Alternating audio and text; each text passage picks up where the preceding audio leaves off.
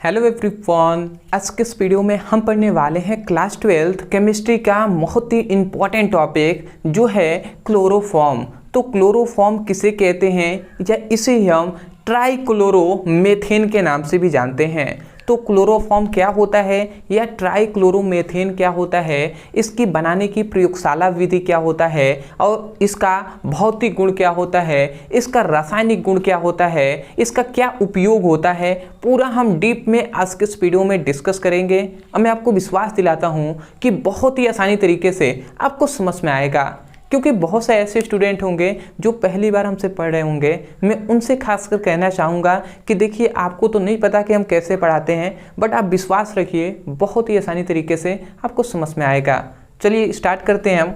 तो सबसे पहले हमने लिखा है क्लोरोफॉर्म, या इसे हम ट्राइक्लोरोमेथेन के नाम से भी जानते हैं, और इसका सूत्र होता है CHCl3। ठीक है, आसान शब्दों में इतना समझ लिया। उसके बाद आता है प्रयोगशाला विधि।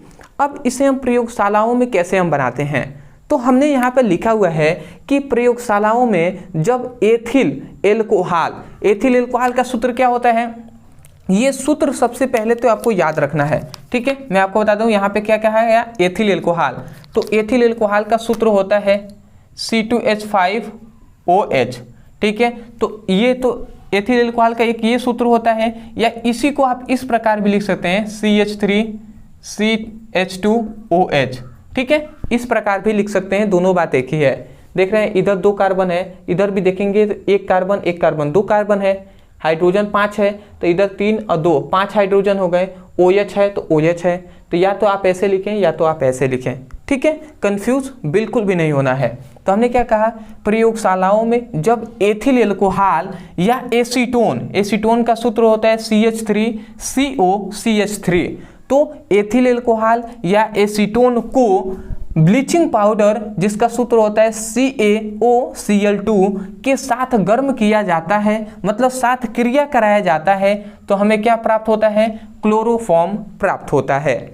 तो ये सबसे पहले प्रयोगशाला विधि आपसे पूछता है, तो आपको इतनी बात लिख देना है कि एथिल एल्कोहल को या एसीटोन की क्रिया ब्लीचिंग पाउडर के साथ कराया जाता है, तो हमें क्लोरोफॉर्म प्राप्त होता है। परंतु ऐसा नहीं है कि तुरंत आपको क्लोरोफॉर्म मिल जाएगा। ठीक है, अभी हम इसका, अब देखिए यहाँ से सबसे पहले तो हम एथिल एल्कोहल से हम बनाते हैं क्लोरोफॉर्म। तो सबसे पहले यहाँ पे हम लिखते हैं एथिल एल्कोहल से। ठीक है, मैं यहाँ पे लिखता हूँ एथिल एल्कोहल से। अब देखते हैं कि एथिल एल्कोहल से कैसे बनता है। तो सबसे पहले हम क्या लेंगे, सबसे पहले हम एक अभिक्रिया, पहला यहीं पे हम कराते हैं, यहीं से सबसे पहले हम लेंगे ब्लीचिंग पाउडर को। देखिए ये तो सिंपल सा है कि जब एथिल एल्कोहल को ब्लीचिंग पाउडर के साथ हम उसको घोलेंगे, ठीक है, उसको गर्म करेंगे, तब जाकर हमें क्लोरोफॉर्म मिल जाएगा। परंतु इसका स्टेप है कि इस तरीके से तुरंत आपको तो भले मिल जाता है, परंतु उसके अंदर कौन कौन सी क्रियाएं होती हैं वो भी आपको समझना होगा, और वही पूरा आपको लिखना होगा। ये अभिक्रिया ही आपका ज़्यादा मेन है। तो सबसे हम लेंगे सबसे पहले ब्लीचिंग पाउडर, जिसका सूत्र होता है CaOCl2। ब्लीचिंग पाउडर ले लिया, इसका हम जल अपघटन कराएंगे। जल अपघटन का मतलब H2O, मतलब जल से हम क्या कराएंगे, क्रिया कराएंगे। तो देखिए जल को आप इस प्रकार लिख सकते हैं, या देखिए या तो H2O लिखें या HOH लिख सकते हैं। ठीक है, समझ रहे हैं ना, तो इस प्रकार भी आप लिख सकते हैं। तो आसान अभिक्रिया को समझने के लिए HOH हमने लिख दिया। ठीक है, तो ये हम जल से अपघटन करा रहे हैं। तो ब्लीचिंग पाउडर का जब जल से अपघटन कराते हैं तो कैल्शियम हाइड्रोक्साइड प्राप्त होता है और Cl2 प्राप्त होता है। तो इस बात को आपको याद रखना है। आप कहेंगे सर कैसे हमें मिला, ठीक है, ये तीसरा थोड़ा लिखा है क्या, आप कहेंगे सर कैसे हमें मिला। तो देखिए सिंपल सा है कि यहाँ पर देखिए कैल्शियम यहाँ पर 1 है, तो यहाँ पर भी कैल्शियम 1 है। ठीक है, और यहाँ से क्या हुआ है, ये कैल्शियम है, उसके साथ साथ यहाँ पर देखिए 2 हाइड्रोजन है यहाँ पे, और एक ऑक्सीजन 2 ऑक्सीजन है। तो वही यहाँ पे OH का होल ट्वाइस हो गया, 2 क्या हो गया, यहाँ पे अब 2 ऑक्सीजन भी है, 2 हाइड्रोजन भी है, तो कैल्शियम हाइड्रोक्साइड बना लिया। उसके बाद केवल यहाँ पे Cl बना, Cl2, तो ये Cl2 बाहर निकल गया। ठीक है, इतनी बात आप समझ गए। तो ये पहला भी रिएक्शन है। ठीक है, ऐसे ही हमें 3-4 स्टेप में ये हमें प्राप्त होता है। अब देखिए अब हम क्या करते हैं, उसके बाद तब जाकर अब इतना कर लिया, ब्लीचिंग पाउडर का जल अपघटन हम कर लेते हैं। उसके बाद हम एथिल एल्कोहल को लेते हैं। तो अब हम एथिल एल्कोहल को लेंगे जो है CH3CH2OH, ठीक है, ये हमने ले लिया एथिल एल्कोहल को। अब एथिल एल्कोहल का हम क्या करेंगे, ये जो क्लोरीन इधर प्राप्त हुआ है इससे हम क्रिया कराएंगे, मतलब Cl2 से हम क्रिया कराते हैं। तो जब हम इसकी क्रिया इस प्रकार कराएंगे तो हमें क्या प्राप्त होगा, CH3CHO प्राप्त होता है, ठीक है, और उसके साथ साथ 2 मात्रा में HCl प्राप्त होता है, ये हमें मिलेगा। आप कहेंगे सर कैसे मिलेगा, ध्यान से समझिए। देखिए यहाँ से जो CH3 है, ठीक है, तो ये CH3 यहाँ पे सिंपल से CH3 आ गया है। अब देखिए यहाँ पर CHO है ना, तो यहाँ से CH, मतलब देखिए यहाँ से केवल क्या बचा है, यहाँ पे CH3CH यहाँ तक लिखा गया है, ठीक है, और वो जो है ना यहाँ से एक हाइड्रोजन को इधर से निकाल दिया गया है और ये ऑक्सीजन यहाँ पे आके जुड़ गया है, ठीक है, तो ऑक्सीजन इसमें जुड़ गया है तो वही बना दिया CH3CHO। अब यहाँ पे केवल क्या बचा, एक हाइड्रोजन यहाँ पे बचा है, एक हाइड्रोजन यहाँ पर, और यहाँ पे 2 Cl क्लोरीन बचा हुआ है, तो 2 हाइड्रोजन और 2 क्लोरीन, तो वही बन गया है HCl, और 2 से हमने गुणा करा दिया है, अब 2 हाइड्रोजन हो गया और 2 क्लोरीन हो गया। समझ रहे हैं, तो ये आपका बन गया है। अब नाम सबको याद रखना है, ये क्या है, कैल्शियम हाइड्रोक्साइड है। नाम मैं लिख दूं, यहाँ पे मैं लिख दे रहा हूँ, ठीक है, याद रखेंगे आप, कैल्शियम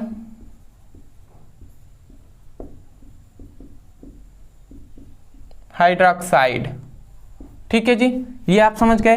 और इसे क्या कहेंगे, एक कार्बन है तो एसिटल डिहाइड कहेंगे, ठीक है, एसिटल डिहाइड। इधर मैं लिख दूं, जगह कम है, एसिटल डिहाइड, ठीक है, तो एसिटल डिहाइड है। आप याद रखेंगे कि इसका मतलब ये हम बोल रहे हैं कैल्शियम हाइड्रोक्साइड, यही है एसिटल डिहाइड, ठीक है। अब देखिए फिर से 2 ही अभिक्रिया में नहीं होगा, तीसरे में अब फिर से हम क्या करेंगे, तीसरा में हम करेंगे कि जो यहाँ पे एसिटल डिहाइड बना है इसको फिर से हम लेंगे। तो अब एसिटल डिहाइड को हम फिर से लेते हैं जो है CH3 और CHO, ये एसिटल डिहाइड को लेते हैं। अब फिर से यहाँ पे जो क्लोरीन बन रहा है उसको हम लेते हैं, तो फिर से हम क्लोरीन को लेंगे। अब कितनी मात्रा में, 3 मात्रा में क्लोरीन को हम ले लेंगे, ठीक है, CHO, ठीक है। तो हम एसिटल डिहाइड ये जो बना है उसको ले लिए, फिर से यहाँ से जो क्लोरीन बन रहा है उसका 3 मात्रा में हमने ले लिया है, और उसके बाद जब हम रिएक्शन कराते हैं तो हमें मिलता है CCl3 और CHO plus CHO plus 3HCl, ये हमें प्राप्त होता है, ठीक है। आप कहेंगे कैसे प्राप्त हुआ, तो देख लीजिए फिर से कि देखिए आपको ये सभी रिएक्शन याद करना है, इसका कोई ट्रिक नहीं है, याद करना होगा। देखिए अब क्या हुआ है, सिंपल सा, यहाँ से देखिए यहाँ पे जो CCl3 है ना, तो देखिए इसका हमने क्या किया है, यहाँ पे देखिए कार्बन 1 है, ठीक है, तो यहाँ पर देखिए ये जो है ये जो CHO है वो CHO यहाँ पे आपको दिखाई दे रहा है, इतनी बात समझ गए। उसके बाद यहाँ से केवल C कार्बन निकला है, और यहाँ पर आप देख रहे हैं 3 दूना 6 क्लोरीन है, तो यहाँ से 3 क्लोरीन निकल गया है, 3 क्लोरीन निकला है, और ये जो कार्बन 1 यहाँ से निकल गया है, और वही कार्बन CCl3 बन गया है, तो वही CCl3 और ये जो CHO है जुड़ गया है, तो ये आपका बना दिया है। उसके बाद अब यहाँ पे 3 हाइड्रोजन बच गए हैं, 3 हाइड्रोजन, और यहाँ पे 3 क्लोरीन निकल गया है, तो और 3 ही ना क्लोरीन बचा है, 3 हाइड्रोजन और 3 क्लोरीन बचा हुआ है, तो ये मिलकर HCl बना दिए हैं, और कितने मात्रा में, 3 मात्रा में।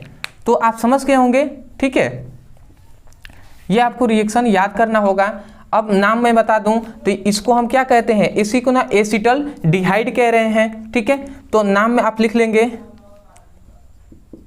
एसिटल डिहाइड, ठीक है। और इसे आप क्या कहेंगे, ट्राई क्लोरो एसिटल डिहाइड, ठीक है, ट्राइक्लोरो एसिटल डिहाइड, इसका नाम आप याद रखें इस वाले का। कैसे हमने कहा, देखिए 3 क्लोरीन है ना, तो हम कहेंगे ट्राई, ठीक है, तो ट्राई, और क्लोरीन है तो क्लोरो हम कह दिए, ट्राई क्लोरो, और कार्बन है तो ट्राई क्लोरो एसिटल डिहाइड, मतलब एक कार्बन है तो एसिटल डिहाइड हमने कह दिया, ठीक है, सॉरी 2 कार्बन है ना, CHO CHO, मतलब यहाँ पे एक कार्बन यहाँ पे एक कार्बन, तो एसिटल डिहाइड हमने कह दिया, ठीक है। तो यही है ट्राई क्लोरो एसिटल डिहाइड प्राप्त होता है और उसके बाद HCl प्राप्त होता है। तो 3 आपने रिएक्शन देख लिया, परंतु अभी तक हमें जो चाहिए वो नहीं प्राप्त हुआ। जो हमें क्या चाहिए, CHCl3 हमें चाहिए, मतलब क्लोरोफॉर्म हमें चाहिए। तो अब देखिए चौथा स्टेप, यही चौथा स्टेप में आपको प्राप्त हो जाएगा, ठीक है। तो यही रिएक्शन है, बहुत ही हार्ड ये टॉपिक है, ठीक है, आसान नहीं है इसका प्रयोगशाला में बनाना, तो ये भी समझ जाइए, ठीक है। तो अब देखिए, अब हम क्या करते हैं, यहाँ पर देख रहे थे उस समय से हम क्लोरीन को ले रहे थे, परंतु यहाँ पर कैल्शियम हाइड्रोक्साइड भी तो बना है ना, तो अब हम कैल्शियम हाइड्रोक्साइड को लेंगे। तो कैल्शियम हाइड्रोक्साइड को हम चाहें तो इस प्रकार भी हम लिख सकते हैं, देख रहे हैं ना, OH का होल ट्वाइस है तो 2 बार OH हमने इस प्रकार लिख दिया। अब इसकी हम क्रिया कराएंगे इससे, तो यहाँ पे जो देखिए, यहाँ पर ये जो क्या है, ट्राई क्लोरो एसिटल डिहाइड है, इसका हम 2 अणु लेते हैं, 2 अणु का मतलब इसको हम 2 बार लेंगे, तो इस प्रकार हम लिख देते हैं CCl3 CHO, फिर से एक और अणु ले रहे हैं CCl3 CHO, ये हमने 2 अणु ले लिया, ठीक है। हम चाहते तो इसमें 2 का गुणा करा देते तो एक ही बार में हो जाता, परंतु आपको समझाना भी तो है, इसलिए हमने ऐसे किया। अब देखिए, अब यहाँ से क्या होगा, यहाँ से सिंपल वे में, यहाँ से आप समझिएगा, मैं इससे नहीं इससे बता रहा हूँ, यहाँ से ये आपके हाइड्रोजन ये पूरा यहाँ से ये निकल जाएगा, ठीक है, ये आपका सिंपल से बाहर निकलेगा, तो यही आपका बना देगा CHCl3, ठीक है। देखिए यहाँ पे C और कार्बन जुड़ गया तो CHCl3, समझ पा रहे हैं, तो ये आपका CHCl3 बन गया, और यही तो है क्लोरोफॉर्म, देख लीजिए क्लोरोफॉर्म बन गया आपका, ठीक है, देख रहे हैं ना, CHCl3 फिर से CHCl3, और देख रहे हैं कि एक CHCl3 है, फिर से एक और यहाँ पे CH3 है, तो इसलिए हम 2 का इधर गुणा करा देंगे, ठीक है, और यही क्या है, क्लोरोफॉर्म है, क्लोरोफॉर्म है। तो आशा करते हैं आप समझ गए होंगे क्लोरोफॉर्म कैसे प्राप्त हुआ।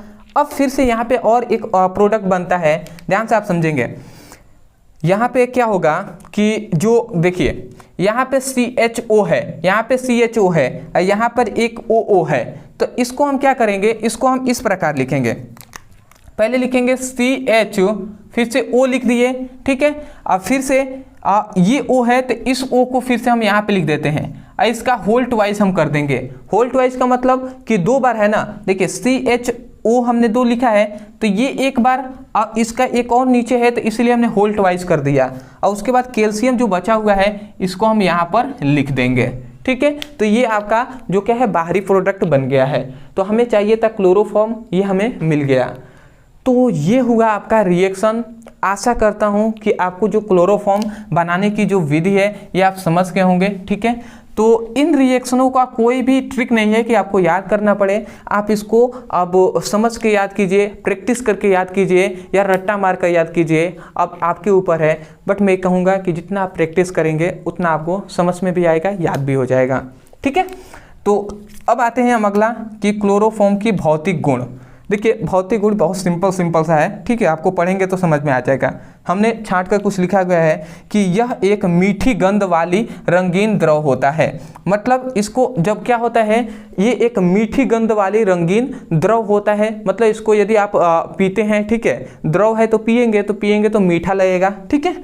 दूसरा ज्वलनशील होता है, मतलब ये जो क्या होता है, ये ज्वलनशील होता है, जलता है, ठीक है।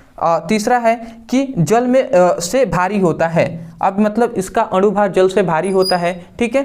चौथा याद रखेंगे कि इसकी सुगंध से क्या होता है, बेहोशी आ जाता है, मतलब यदि इसको आप सूंघते हैं तो बेहोश हो जाएंगे क्लोरोफॉर्म को। इसी यही जो क्लोरोफॉर्म है इसी का यूज करते हैं जो चोर होते हैं, ठीक है। वो क्या करते हैं, घरों में जब चोरी करने का होता है तो वो क्या करते हैं, रूमाल जो होता है उस पर क्लोरोफॉर्म ही गिरा देते हैं और उसको जब सूंघाते हैं तभी जाकर आदमी बेहोश हो जाता है, ठीक है। इसका ऑपरेशन में भी इसका यूज़ होता था, बट अभी नहीं होता है क्योंकि ये हानिकारक भी है, ठीक है, बहुत समय रिक्सी मतलब ये है, तो इसलिए अब इसका यूज़ नहीं होता है, ठीक है। बट याद रखेंगे इसको सूंघने पर क्या हो जाता है, आदमी बेहोश हो सकता है। तो ये हुआ इसका क्या हुआ, मतलब इसका गुण हो गया, ठीक है, ये सभी इसकी प्रॉपर्टीज हैं। अब देखिए कहीं कहीं भौतिक गुण या लक्षण या विशेषताएं कहें तो इससे कंफ्यूज नहीं होना है। अब आता है कि इसका उपयोग क्या है, तो इसका उपयोग देखिए, उपयोग में आप चाहें तो ये वाली बात को लिख सकते हैं जो चौथा हमने बताया है, ठीक है। अब पहला है कि औषधियों बनाने में भी इसका उपयोग होता है, ठीक है, निश्चेतक के रूप में भी होता है, मतलब बेहोशी के रूप में भी, और तीसरा प्रयोगशालाओं में अभिक्रमक के रूप में, ठीक है, प्रयोगशालाओं में अभिक्रमक के रूप में भी इसका उपयोग किया जाता है। तो आशा करते हैं दोस्तों कि जो क्लोरोफॉर्म है ये आपको अच्छे तरीके से समझ में आ गया होगा। मैंने अपने तरफ से पूरी कोशिश किया है कि आपको अच्छे से समझ में आ जाए। मैं यही कहूँगा यदि आपको समझ में आया है तो एक प्यारा सा कमेंट कर दीजिएगा और बता दीजिएगा कि आपको वास्तव में ये वीडियो कैसा लगा। चैनल पे नए हो तो चैनल को जरूर सब्सक्राइब कर लीजिएगा, क्योंकि आगे भी ऐसे ही हम मोस्ट इंपॉर्टेंट सभी कंटेंट प्रोवाइड करेंगे जो आपको मिलता रहेगा, आप वहाँ से पढ़ाई कर सकते हैं। एक मोस्ट इंपॉर्टेंट बात यह है कि हम जानते हैं, आप यदि आप नए हैं तो नहीं पता होगा तो मैं बता दूं कि मैं केवल फिजिक्स, केमिस्ट्री या हिंदी, अंग्रेजी सबका मोस्ट इंपॉर्टेंट टॉपिक को करा रहा हूँ चैप्टर वाइज, जिससे आपकी बोर्ड एग्जाम की अच्छे तरीके से तैयारी हो जाए, जो आपके बोर्ड एग्जाम में बार बार पूछे जाते हैं। तो फिजिक्स और केमिस्ट्री का प्लेलिस्ट का लिंक डिस्क्रिप्शन बॉक्स में है, उस पर आप क्लिक करेंगे, chapter wise most important question आपको मिलेंगे, तो उसकी आप पढ़ाई कर सकते हैं, ठीक है। उसी में मोस्ट इंपॉर्टेंट का ये टॉपिक था, तो इसको भी आपने तैयार कर लिया है, अब मैं आशा करता हूँ, ठीक है। तो फिजिक्स केमिस्ट्री का तो डिस्क्रिप्शन बॉक्स में मिल जाएगा। अगर हिंदी का, अंग्रेजी का, बायोलॉजी का चाहिए तो आप चैनल के प्लेलिस्ट में जाकर वहाँ से पढ़ाई कर सकते हैं। तो चलिए दोस्तों, आज के लिए इतना ही, मिलते एक नए टॉपिक के साथ, तब तक के लिए धन्यवाद।